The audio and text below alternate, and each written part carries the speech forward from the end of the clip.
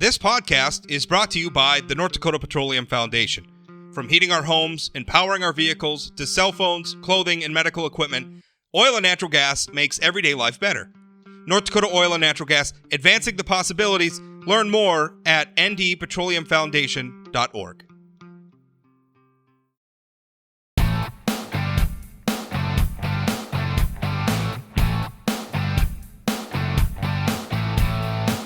Welcome to Plain Talk Live. I'm your host, Rob Port. In a moment, going to be joined by Dane DeCray. He is the Advocacy Director for the ACLU of North Dakota. And we're going to talk about vaccines. Now, that might seem like a little bit of an odd topic for the ACLU to tackle, but we're talking about the status of vaccinations in jails or in prison populations. Now, overall, I think North Dakota's done a pretty good job. I'm reading an article here from my colleague, Jeremy Turley, where he notes that as of May 25th of this year, 73% of North Dakota's inmates have been vaccinated, which is a rate, by the way, that's much higher, significantly higher than the general population, where I think we haven't broken 50% yet of the number of people vaccinated. So that's a good number. But there's two county jails. Now remember, there's two systems. There's a state system, and then there is the county system, the jail system. And in the jails, we have two counties, Williams County, which would be Williston over on the western edge of the state, as well as Burleigh County, home, of course, to Bismarck, the state capital. These two counties are not offering vaccinations to their inmates. In fact, for instance, Burleigh County Sheriff Kelly Lieben tells Jeremy Turley that he doesn't even believe that a lot of the prisoners would even want it, which, again, given that the overall vaccination rate in the state's inmate population is 73%, is a little bit hard to believe.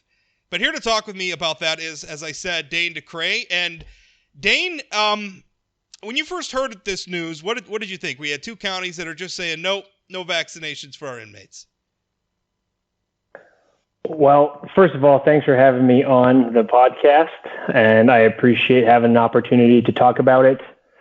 When I was called and I learned about it, the first thing that I thought of is that it had to be a mistake or that it was a joke or something of that nature, because it flies in the face of everything that we've heard about COVID-19 from a national level and a state level since the beginning of this pandemic.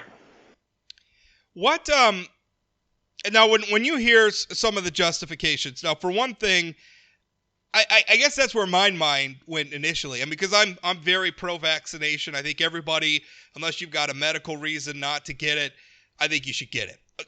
Don't take my advice, though. I think you should talk to your doctor first and foremost, and then your doctor is probably going to tell you to go get the shot. Mine did. So let's. I guess one thing I'm thinking. Well, what's the justification? Like, is there some reason? Especially when you look at apparently every other county in the state is doing this. So just two of our, what is it? It's far. I'm forgetting how many counties North Dakota has now. What is it, like 40, or maybe it's more than that. I don't remember. Could be 60. I can't remember how many counties our state has. I'm trying to remember back to fourth grade when I learned this stuff, and now I don't remember. But every other county but two. So I'm thinking, well, what's the justification here? One thing they threw out was legal liability, where they don't want to be liable if somebody has a bad reaction to this. They don't want to be liable for it. You know, I suppose legally liable for it if there's some sort of a malpractice situation, or maybe financially liable for it, because healthcare costs for inmates is not an insignificant cost for the taxpayers. When you hear that justification, Dane, what does that mean to you? I mean, is that credible? No, it's not credible. And normally I try to be a little more diplomatic with stuff, but here I don't think it's good for North Dakota to be diplomatic with something like these vaccines. And so I don't believe it's a cost prohibitive issue. I don't believe the liability issue. You touched on something that was my first comment when I heard about it, which is, how could other counties be doing this if this was the case? And how can Fargo and how can Grand Forks and other places do this if these can't? And the argument that the inmates are hesitant or wouldn't want it, first of all, it should be for them to decide. But second of all, the statistics don't, or the numbers don't match. What I said was, if you scratch below the surface of any of these so-called arguments, pretty quickly you can find counterexamples or you can tear them down. And so I'm still yet to hear, and I'm hard-pressed to believe or accept any justification for this, which was got me so riled up in the first place, because it really just seems to be people not wanting to do their jobs, and that's a big concern that we have.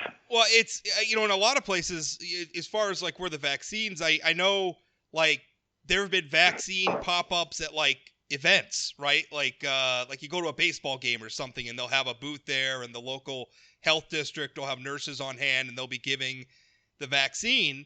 I got to think that like the baseball team or the venue or whatever is not accepting liability if you have a bad medical reaction. You're making a choice. Like, nobody's saying you have to get it. Nobody's saying, like sneak it up and putting the shot in your arm. They're saying if you want it, you have access to this, make whatever choice you're going to make. If there's some sort of a malpractice issue, I assume that liability is assumed by, for instance, in this Renee Mock, I'm reading again from Jeremy Turley's article, Renee Mock, director of the Bismarck-Burley Public Health, said her agency twice offered to vaccinate inmates. First, when correctional facilities came up in the state's vaccination priority list, and more recently, when the Johnson & Johnson shot was first approved for emergency use. So here you have the local health people saying, just let us come in and give the shots, and they're still saying no, which to me means it's not a liability issue. And, oh, by the way, what's even the cost of these shots? Because, they're almost free at this point. We can't give them away fast enough in North Dakota. We're literally vaccinating Canadians. That's how many extra shots we have around here. Which great. I'm glad our Canadian friends are also getting the shot. But, for crying out loud, we have plenty of shots sitting around. Right. And this doesn't happen all that often where you and I are in total agreement about something, Rob. We can belabor this point, but I think it really suffices to say that unless there's a better reason, we would still probably oppose any reason that was offered. But, the one thing I would note is on the liability front, there's actually ACLU chapters in other parts of the nation that are suing jails and counties who are not providing the shot. So ironically, they are opening themselves up to potential liability far more than any of the liability they seem to claim for the other parts. And I'm not saying that's something the ACLU of North Dakota is looking at. I'm just pointing out that there's a broad fallacy in their argument about this liability issue. Well, there's two edges to that sword, I think, is the argument that you're making. And another liability thing, and I'm not an attorney. I'm a Yahoo who writes for a newspaper, so I'm not a legal mind by any stretch of the imagination. But I gotta think, there's more than just inmates in these facilities. There's staff too. There's prison guards, there's administrators, there's janitors. There's all sorts of people that work there, all of whom can potentially get COVID-19 as well. And if you're going to talk liability issues, what's the liability for having guards who are, by definition of their job, have to come into close contact with an inmate population that you are making the conscious decision to actively deny vaccination to? Because if you're an inmate in jail and the people running the jail say you can't get vaccinated, it's not like you could say, I disagree, I'm going to go down the street. No, you're in jail, right? So if they're denying you the vaccine, you literally can't have access to it. So you're saying, okay, county employees, prison guards, you have to go work with this inmate population that we are making the active decision not to vaccinate. That, to me, creates a liability. They seem to have threaded the needle to pick the worst possible way to go about this. And the fact that we've gone down this far, I think it's a fine place to take the conversation. But when I was initially interviewed, what I said in the beginning, the frustrating part about this is that these are human beings and these are North Dakotans. And even if they've made these bad choices, that doesn't mean that they are not worth the opportunity to have this, or they're so irredeemable that they don't deserve it. But then the other part, and we use these words interchangeable, but it's important for something like this. Jails and prisons are different. Prisons is a place where you've been adjudicated guilty. And so if you even want to accept this argument that if you made a bad moral choice, maybe you don't deserve the vaccine, whether I agree with that or not, even if we accept that argument on the face of it for this part of it, That's not what we're talking about in county jails. The vast majority of people in jails are awaiting trial. They haven't been adjudicated guilty. So they don't have that same moral part to the story where they deserve the vaccine less. And I don't agree with that, but that's all I can think of that these county jails are offering, which is the idea that these people deserve it less and we're not going to make the effort for them, which itself is wrong, but it also just it misunderstands what jails are versus prisons. Well, right. And I was going to make that point. If you're talking about jails, you're talking about, first of all, people who are awaiting trial or just haven't made bail yet.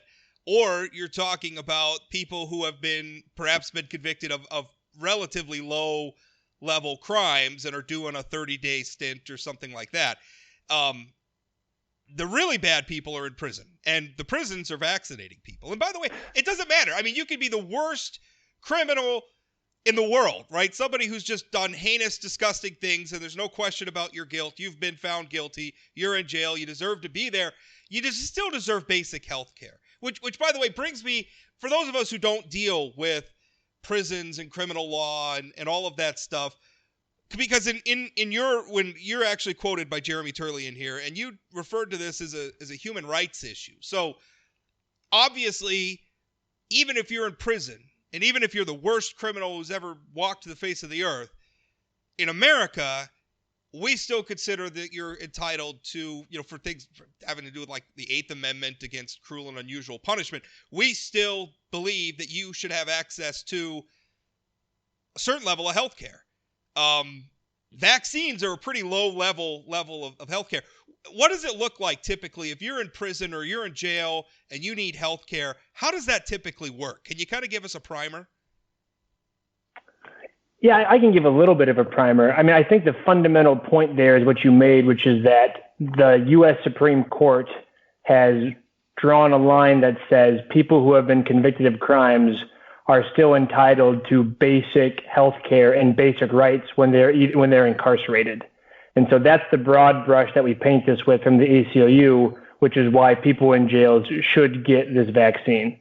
But as far as the procedures in North Dakota, I can only speak from my experience as a federal public defender. And I will say that healthcare takes longer in jails because it's provided for by the state. It's free. There's more of a process where you have to, make an ask. I think you have to go through a certain process. They have people who come into the jails to provide basic levels. Bigger things get taken out of the jails or out of the prisons. There's obviously safety and security issues. But the point remains that you can't just ignore a person's healthcare needs once they go behind bars. And if you do that, you run afoul of the law and you open yourself up to potential lawsuits. Well, I think that by doing this, you're not just ignoring the healthcare needs or healthcare well-being of inmates, but also your staff as well, because vaccines don't just protect the person vaccinated, they protect everybody around the person vaccinated. What do you think? I read this and I was running, some of the excuses. Well, the prisoners don't really want it, which, I mean, if that was true, I guess they would just decide not to get it. Nobody's talking about forcibly vaccinating them. It's too expensive, or we're afraid about overwhelming our nurses, right? Because there are side effects. I mean, I know when I got the shot, I got the Moderna shot, and each time I got it, I had to basically plan for being out of commission for about 48 hours, right? It was pretty high fever, chills, so I could understand. But again, you could fix that by doing it in tiers, right? Like have a cohort of people that are going to get it so that you don't overwhelm your nursing staff. Anyway, I read through all the excuses, and I concluded baloney, right? I don't think that this is the real reason, which leaves me wondering, what is the real reason, right? Because vaccines, unfortunately, have become very political. County sheriffs are an elected position in the state of North Dakota.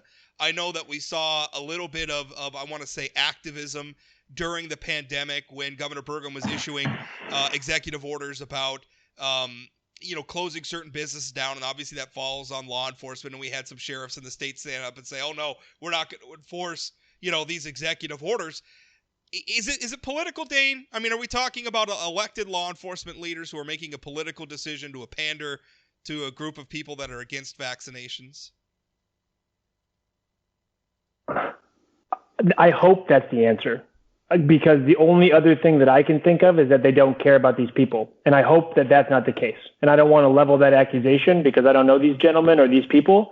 But if it's not political, all I can think of is that they think that people who have made a bad decision or in jails don't deserve the same health care as us. And it speaks to a broader point of where we're at as a society in terms of politicization.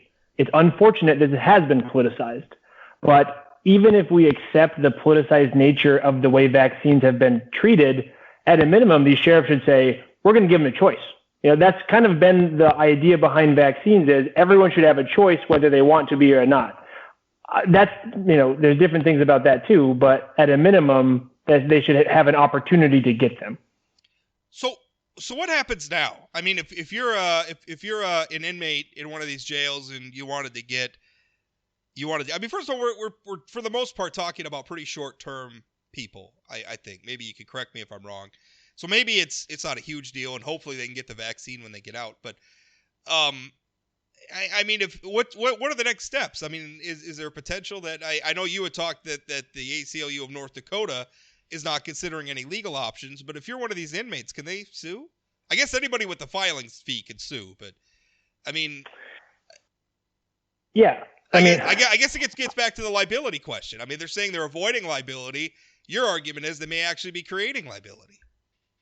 Exactly. And one of the things that I don't like is the idea that the ACLU has been branded as the person who's going to run to court each time. And so I think the better way is to try to have these conversations and give people an opportunity to say, okay, maybe it was an oversight. Let's recorrect. Let's rethink about it, because litigation is the least best option for all parties. Even if we, later on something happens where this is solved, the people who need the vaccine probably don't get it in the short term anyway because of the length of the litigation. And so we're going to look into it. We're going to probably have more conversations with other chapters in our national chapter. But really the top line thing that I've come on the show and in the interview I had with the forum is that I really hope they just reconsider, because, we've talked about protecting the herd for so long. And I like to use that because of the North Dakota state underpinnings of that. And you don't leave the least best of the herd out of the way. The herd protects the least off, and that's what this should be. And that's why we should be doing the right thing for these folks. Is there any recourse through I have to admit that I am not as familiar with how, but I know like the State Department of Corrections, right? We have a director there. We just got a new one, in fact, not that long ago. It seems like obviously the state prison system has been doing great with vaccines, right? I mean, that 73% number, that's better than the general population. So hey, wonderful, that's good. Is there recourse there where they can step in and say, no, vaccines are our policy? I mean, how does that work? Because you have the elected level, you have the county, and then but you also have the state. What's the I mean, could Burgum's administration say, no, sorry, you're going to be offering vaccines? That's maybe not fourth grade civics, but it's still a civics question that I'd probably have to check into. What I remember is that there definitely is some overlapping jurisdiction between them, because I know that when the old Bureau of Prisons director, they were putting more people at the county jail level, and I think some of the county jails didn't want that then, and that was able to go through. So just kind of using some intuition, I think it's possible. And again, I hope it doesn't come to that, but I'm not exactly sure the interplay between who gets to tell who what to do. But to the extent the state has the ability, I would encourage them to consider that, because that's part of the rollout that they've been asking for this time. And so they should do that if these counties continue not to offer the vaccinations. Well, in a lot of these inmates too, in the county jails, I mean, they're not necessarily just county inmates. I mean, these prisoners get moved around a lot. And a lot of it has to do with space issues, where a county just doesn't have that many. But I know that, a lot of times inmates in a county, they might be there waiting for the feds to pick them up. I mean, they might technically be a federal inmate, but they're being held at a county facility, and there's some sort of an agreement there. And I'm sure there's tax dollars that go back and forth that people are paying other people for beds and whatever, and that's fine. But my point being that you have a sheriff that's making a decision for an inmate population that's not strictly a county inmate population. And again, these are human beings, so I would like to think that we could just have some universal standard of this is how we're going to treat human beings, whatever they may have done to end up in the criminal justice system. We're going to treat them as human beings. But again, I mean, they're making administrative decisions for prisoners that are not strictly county prisoners. It's an administrative nightmare not to do it. And that's the simple fact of the matter. The way that people move around, the people who come in and come out, it's just flat out the wrong decision with no real justification, and it needs to stop. These are one of the simple issues where I will expound on it because I always do that, but I don't need to. It should just be done. Everywhere else is doing it.